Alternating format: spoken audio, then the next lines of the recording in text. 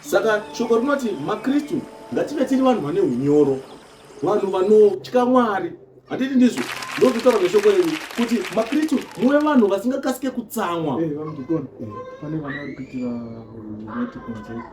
Aiwa, achipikirizwa munodza maasha izvo. Ende munodza maasha, ende munodza maasha. Alright, saka patati todzokera panyaya yedu yanhasi, nyaya yeunyoro. Handiti tiri kuti muKristu iva uri munhu usakasike kutsamwa, kuti pakaitika kanhu kadiki watotsamwa, iva munhu akanyorovera, munhu akazvidzora, munhu anotya Mwari. Paita zvevamwe vari kutaura zvemaspika evanhu, maspika edu uraiva kuti ndipe 10 minutes ndingopedzisa shoko.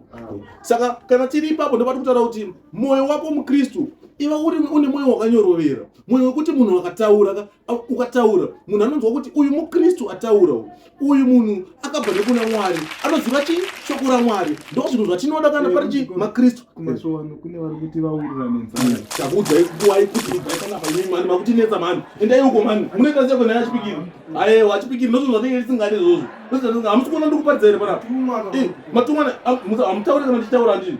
Ndokudzokorodza ipapo ndokupuraudza mazvingu. Munofanira ishoko raMwari terero mazvingu. Aiwa, musakwidze BP yangu mani mimi. Makaita sei? Ine makaro nemadhimoni here. Makaro nemadhimoni. Chii?